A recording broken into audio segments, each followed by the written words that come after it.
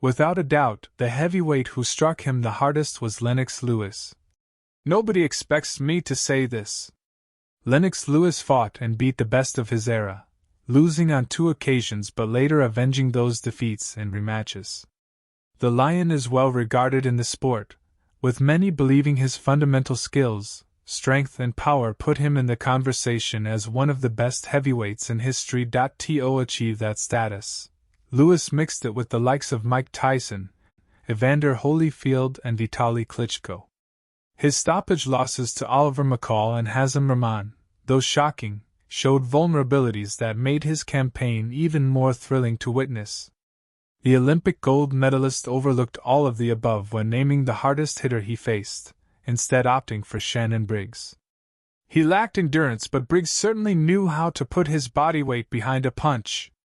Unfortunately for him, you need the full package when you face me, so power isn't enough.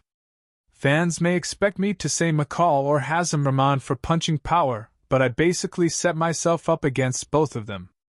Lewis was also impressed by Briggs' speed. I was surprised by Briggs' hand speed.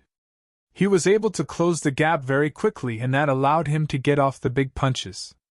Sometimes you don't realize how quick someone is until you're in there. Lewis and Briggs engaged in a firefight in 1998 for the former's WBC world title. Lewis fought his way through extreme danger to win by TKO in the 5th. Shannon the Cannon is credited with the most first-round knockouts, 37, of any heavyweight in boxing history.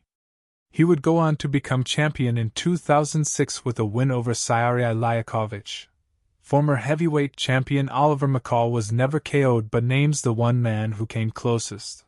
Oliver McCall is regarded as one of the toughest heavyweights of all time. The Atomic Bull was not dropped on a single occasion throughout his 77-fight professional career, proving his durability and granite chin. He achieved his dream of becoming a world heavyweight champion back in 1994 when he knocked out the legendary Lennox Lewis in the 2nd round of their bout to capture the WBC heavyweight title, a huge heavyweight upset. McCall made one successful defense of his WBC crown against Larry Holmes the following April, but would eventually taste defeat against British legend Frank Bruno in September 1995. Who beat him via unanimous decision at Wembley Stadium in London. Speaking with The Ring magazine, McCall revealed Lewis as the hardest puncher he faced and the one man who came extremely close to becoming the first fighter to knock him out in their rematch. The 3rd round of the 2nd fight with Lennox Lewis. The punch I got hit with, and I remember that punch, it was a wallop. I looked over his shoulder and saw his mama rooting for him to knock me out. And I thought of my mama not being there. When that man hit me, I was going to retaliate, and I broke down. The overhand right that hit me sent me reeling into the ropes, and as I came back I could have just held him if I hadn't broken down. I thought, wow. I just shut down. I'd pick Lennox. Though the win is recorded as a TKO win for Lewis, McCall never touched the canvas. The fight was stopped by referee Mills Lane when McCall had a mental breakdown in the ring and refused to engage. The Lion would go on to achieve undisputed status just 2 years later with a historic victory over Evander Holyfield after they fought to a stalemate in their first encounter 8 months earlier.